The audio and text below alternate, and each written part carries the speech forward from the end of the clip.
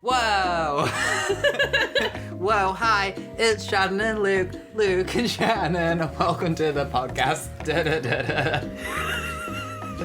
It's Luke and Shannon, we're here with another episode live from Channel 4. Channel 4? You are live on Channel 4, please don't swear. I genuinely cannot remember how it turns out. I just completely lost it because you said, are you going to record? And I said, haha, Let's yes. record. That was a mistake. Welcome back to the podcast. Hello. Dude, you good? Hello, Bandit. Podcast where two millennial friends talk about that we're in Shannon's living room, we've got Bandit. Like the last two episodes, we're recording in person because we're cool. I'm together now. And together again. Together again. Again. F is for friends who do stuff together. Anyway, I have fish now. You have fish now, yes, so I you have may fish hear the now. pitter-patter of little water, so I'm sorry Little if that water. makes you go to the bathroom. Sorry, it's my fish tank. Shannon Because is a fish enthusiast. I have some fish. I have some male guppies, which are very, very pretty, and they've got very, very nice little tails. The guppies are like the prettier fish, I think they're feel. very pretty fish. You know what? Talking about fish and fish tanks. Tanks. And things that go in my car that What was really with shouldn't that go in my weird car. Tim Curry space moment I just had, but it said it was fish. Thanks. Fish. Cat, what are you doing? Excuse me. She's minding her business and you're not minding yours. She's not. She's chewing on a paintbrush. That's what she's doing. Excuse me. That's rude. Rude. The audacity. Audacity. So currently, as we speak, this very moment, my car, which people may remember from the moving in a Fiat story, is a small car, currently has a fish tank the size of my car in the back of it. Yeah, it takes up the whole two back seats. Yeah, the There whole ain't two no back back. seats. There's No a back. little bit of water in there, and Shannon and I have been fearing for our lives every time it sloshes about, making it sound. Every time you've had a very quick sudden break, and I've just Yeah. been imagining us back at Alton Towers. It feels like it's going to do that thing where it's just going to sloosh and tidal way over the top of us. And you know what? I know for a fact that if it did do that, you and I would just kind of look at each other and be like, well... And then crease. What did we for about expect, half an hour, really? Yeah. We'd just laugh and just be covered in pretty dirty fish water. Yeah, it wouldn't be too When pleasant. was the last time your parents cleaned that tank and the water? Yeah, no, we don't want that on our heads. Don't know. If you On don't your know, head then top. probably not on your head top. I've done a few weird trips with my car and objects in there recently, because obviously the fish tank is up there, which, by the way, not easy to get in the back of a car. And I was like, I did this amazing thing. I did it with my brother, fellow podcaster Jordan, that everyone knows about. I did this amazing thing. I put a dust sheet down. I was like, save my nice clean seats, because I just cleaned my car the morning of. Why clean it the morning Because I didn't know the fish tank, because I didn't know it was going in the car when I hoovered my car. Okay. So I cleaned my car. But you said you were going to bring it to me the next time you saw me, and you knew that you were seeing me today. I did not link those two things in my head. So that's on you then. That's not on... It's not on me. You should have I just realised waited. You've got Kingdom Hearts manga. Yeah. Just sidetrack. So yeah, I put like a little dust sheet down to protect it. Obviously, as soon as the heavy fish tank was in there, we had to push it along the seat, scraping the dust sheet away and dragging mud all over the seat. Why was there mud on the fish tank? Because we plonked it on a wheelbarrow that was full of mud. Well, that would be why it was... That's not on the tank then, is it? That's on you guys being sausages and putting it on a wheelbarrow and mud. Because it's quite heavy. And so we kind of did it in moments, because my brother could have probably handled it fine, but You could not. I am more of a cycler and a runner. Noodle arms. You have noodle arms. I'm stronger than I look. But you do have noodle arms. A lot arms. of people are surprised at how strong I am. I'm not saying that you're not strong, but you got noodle arms compared to the rest of you. My strength is like physiotherapy strength. Yeah, yoga strength. And emotional strength. Emotional strength? What? Wait, hang on. That is a lie. We know this is a lie. And brain power strength. So That's for people, my strong suits. I'm shook by your audacity. Bandit really said, that. hey. You can't say that on the internet, Bandit. It's no swearing, Bandit. She's like, good. I'm sick of your attitude. But another weird thing that's been in my car is a whole massive hydrangea. How big? Did it take up the two seats? So it was genuinely ridiculous. So someone I know is moving, and she's moving from a house to a flat, so she's getting rid of like her big garden plant. And she explained this to me as like, it's massive. It's in a massive plant pot. I was going to say Tupperware. That would be crazy. I suppose plant pots are a kind of Tupperware. I mean, they're Tupperware for plants, no? They just keep the plants. But she was like, it's massive and everything. So I get to a house and I see this. The plant pot is not as big as I was expecting. I was expecting more of like a kind of a whiskey barrel size. Yes. Instead, it was very tall Right. and quite wide. I would say probably fingertips To elbow. To shoulder. to there. Right, okay. So if your arm's as long as mine, for it was people, fingertips because this to is not a mid-top visual, arm. not a visual podcast. It was halfway up the middle of your top of your arm. Yeah, so if your arms are as long as mine, listeners, you will know exactly how long that is. Yes. And if they're shorter, then just guess. Yeah, basically. But anyway, it was It's a probably the fairly whole arm. chunky, and I would say the height of it was up to mid-thigh if you're my height. So in other words, I'd be able to sit in it. It would be a back Yeah, for me. Right, yeah. okay. So, and then there's this massive hydrangea, and I'm like, cool, okay, yeah, we'll dig this out, because I'm not moving the plant pot because it wouldn't move. It was a concrete plant pot. Yeah, you wouldn't have been able to have Yeah. moved that. No. And she hands me a trowel. And I'm like, okay. And she's like, I thought I had a shovel, but I can't find one. And I'm like, great. That's grand. Love that for me. So I'm there with this trowel, like digging down, going round in circle, cutting down. Like, I'm well aware I have to cut this plant's roots, and I feel bad about it. It's like emotionally a lot. And I'm like, I there thought you were trying to. emotionally strong. That's what you said earlier. For the plant. About five the plant. minutes ago, you So- were like, emotionally strong. We've I am. moved on from them. I'm a Look, different I person. don't I've forget. grown. You I've forget. I changed. don't forget, though. That's the problem, isn't So it? I'm Like, there going round, and she's got this little jagged trowel as well. I'm trying to cut through the roots. Right. At this point, like half my arm is in the soil, just trying to dig round. At this point, the trowel as well is bent about, I'd say 30 degrees in the opposite direction. I'm like, Britt, I'm gonna break your trowel. I'm sorry. She's like, it's fine. Shall we look in the shed for tools? And I'm like, yeah, actually, could we look in the shed for tools? I didn't might know be that was better. an option. Yeah, we could have started with that. So we look in the shed and everything. We can't find anything. And she goes up to the top garden and she comes back with a pitchfork. And I'm like, okay. Hate crime. Okay. So I shove the pitchfork in and try and, like lever it and everything, but there's not enough lever on the concrete. It's like a whole ordeal. So I just go back to the trowel because honestly, Right. it was working the best. Right. Just cutting through the roots. And then her sister shows up and be like, oh, this is Luke. And I'm like, hi. Just mutilating a hydrangea at this point. I would say half an hour passes of me like slowly digging through roots. And I'm like wiggling it and everything, like full on Yeah. trying to like move it and everything. I'm like, it's well rooted. And she's like, yeah, it is, isn't it? And I was like, yes, it blooming well is. It doesn't want to go anywhere. And she was like, Did you get it out? I did. Eventually, at one point, it was hot. When you're a child Yes. and your tooth wobbles, Yes. and it's held on by the thinnest thread. Yes, and it's just like you've just got to yank it. That's what it was. Right. I was like there. I was dancing with it. I was swinging in circles.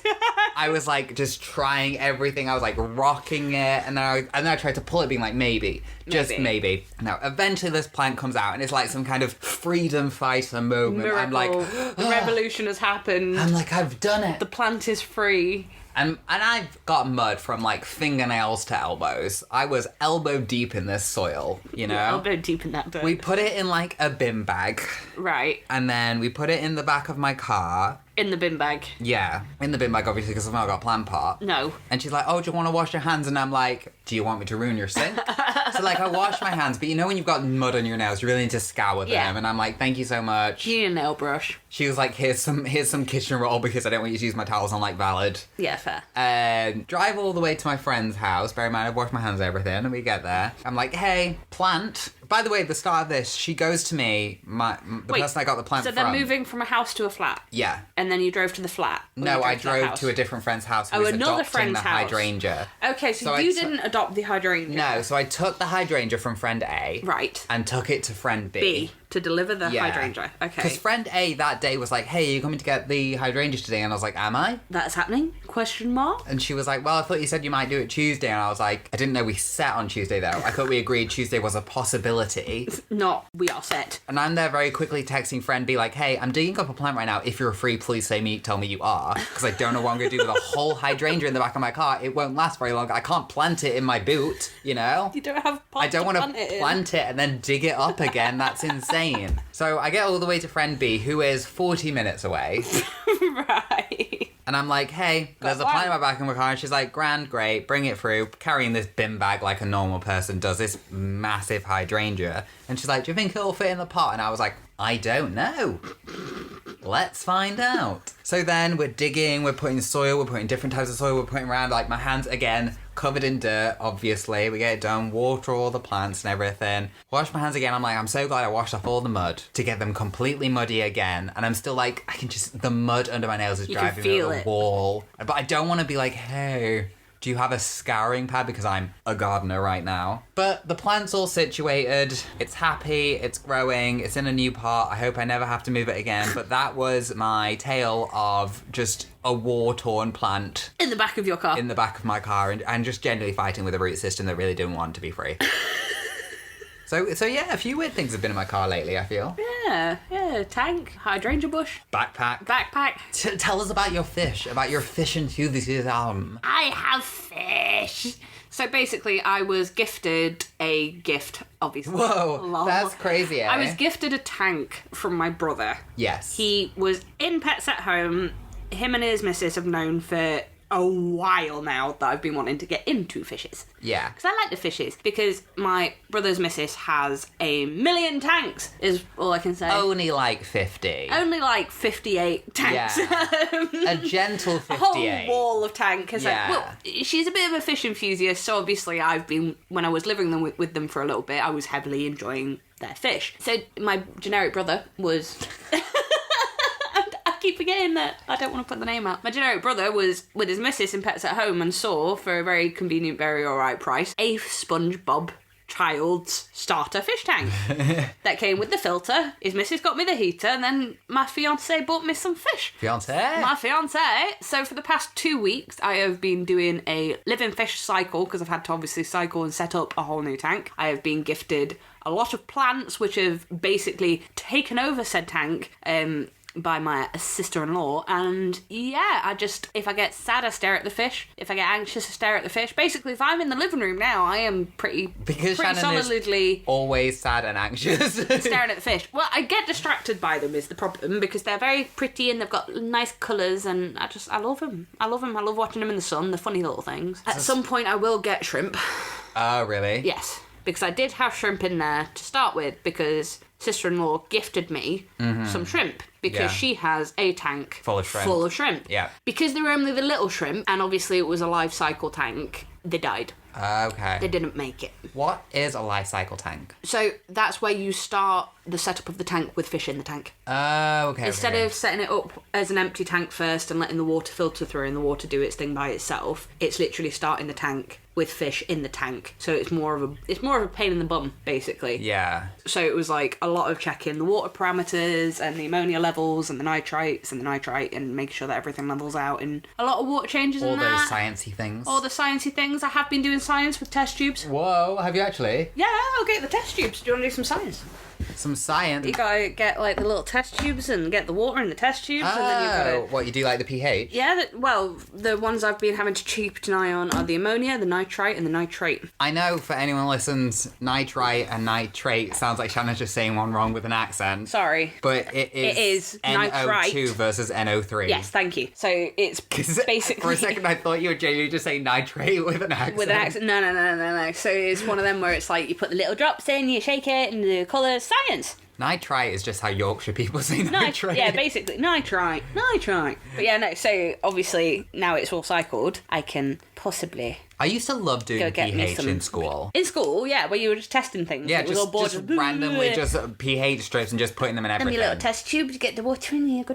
You're a scientist. I'm a scientist. You need some goggles and a lab coat. I do. Don't interrupt me. I'm doing science. I'm busy doing science. I'm doing sciencey things. Science girl stuff. But yeah, so now that it's cycled, I may have to get something for the bottom of the tank. Are you going to get catfish? I love catfish. When I have a bigger tank. Yeah. Because that kind of gravel that I have on the tank, because it is gravel, because like I said, it's a SpongeBob child's aquarium. And Shannon is a child. And I love SpongeBob. It was great. The second we set it up, we were having SpongeBob marathon watching SpongeBob. What makes it a SpongeBob tank? Because isn't SpongeBob in a pineapple? I expected it to be a pineapple. Do you not see the background of his living room? I see the background of his living room, and I see the SpongeBob. I see the SpongeBob. The SpongeBob? But what I'm saying is the tank shape... That, and it came with stickers. But the tank shape isn't particularly SpongeBob. No. Whereas if it was like a pineapple, I'd be like, But it's like they had dinosaur ones, and it was just a dinosaur in there. Do you know what I mean? Okay. So that's what makes it a SpongeBob tank. Okay, really grasping at straws, I feel. Basically, yeah. It's a child starter tank. It is. I do like the little pulley out palace. The little pulley out bit. Yeah, this bit. So there's a little, because it's a kid's tank, there's a bulbous section that comes out, which is basically the feeding area. It's got the little latch on top, you lift it up, put the food in. But that part of the glass is actually magnified. So it's really fun because obviously the guppies, they love the current that goes around in the tank, so they're always swimming in that little bit. But now they know when it's feeding time, so they all swim up to that bit. And they get really excited. Yeah. Fish know when it's feeding time. They know. I don't think people give fish enough credit. So I would very much like a catfish. I would love a plec, but that's going to be the next tank. On the tank that's currently in my car? No, the next tank. Oh, you're going to get another small tank? A bit bigger than that. Where are you going to put it? There. What are you going to do with that one? Probably put it in the bedroom. Oh, you're going to become a tank person. I am not a fish enthusiast. I like koi. I'll either put it in the bedroom or it'll just be a spare tank. Do you know what I mean? Like, just a casual spare fish tank. Could put snails in it. Could put you in it. I won't fit in that. It's only 15 litre. I'm definitely a 300 litre tank. that person over there, they're a 300 litre, they are. But because of obviously the size, I could get some bottom feeder, aka the shrimps, but I couldn't get any more fish in that tank because it's too small. So I would like a slightly bigger tank in this house. How many tanks are you going to have in the end? Are you going to literally a slightly bigger and then your tank? But you've got that tank. You need to use that tank for something, so you'll have 3. Yeah, probably. As one does. Look, we'll find out, won't we? We'll find out. I might get some koi. Look, what I would love to get is some pygmy puffer fish. The little versions of puffer fish. Do they? Yeah. Do they puff? Yeah. Do they huff? Do they blow that house down? That's the big bad wolf. But, I know. But because obviously they're not very sociable. Yeah. So you need ones that are either happy community fish or specialist community fish. And because the puffer fish are a specialist community fish, I could get like a couple and have them in there, but that would be all I could have in there. I couldn't have anything else in there. Okay. I couldn't put them in with my guppies. My guppies would have the tails ripped off. Yeah, sort of like angelfish, very aggravating. Yeah. Yeah. Sister-in-law's shark has a red fin. A full-on black shark. Whale shark. It's not a whale shark, it's a little shark. Basking shark. But he's a dick. Yeah. Yeah, so he chases things around. Yeah.